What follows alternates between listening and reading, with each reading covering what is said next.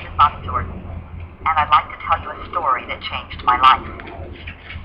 When I first came to California, I had a very good friend who lived in a tiny community, and she's the person who told me this story, so I had it secondhand.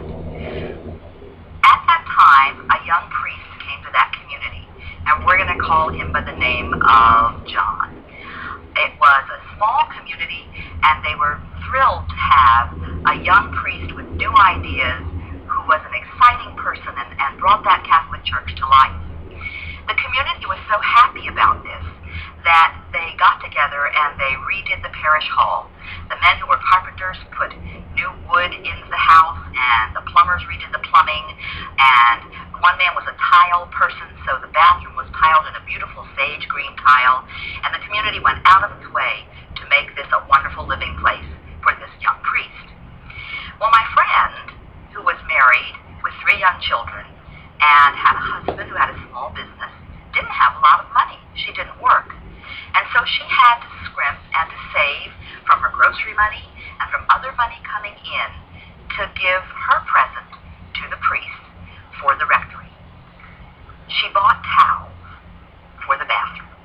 She went shopping until she found exactly the right shade of green, and they were very expensive towels, and she was so proud of her gift and wrapped it carefully and took it to him and said, "Here, Father, this is my gift for the rectory." He smiled, he was very pleased, and he knew that she was giving him the gift out of love. About a year later, my friend went to Annie's house. Annie was a woman who had just lost her son, and so all the women in the community were taking casseroles and giving comfort because the son was a young boy, and Annie was quite depressed. While my friend was there, she went into Annie's bathroom, and hanging in the bathroom were the very towels that she had brought for the priest. She looked at them and couldn't believe her eyes. She knew they were Annie's. Annie didn't have any money, and besides, Annie's bathroom was salmon. Who would have picked green towels?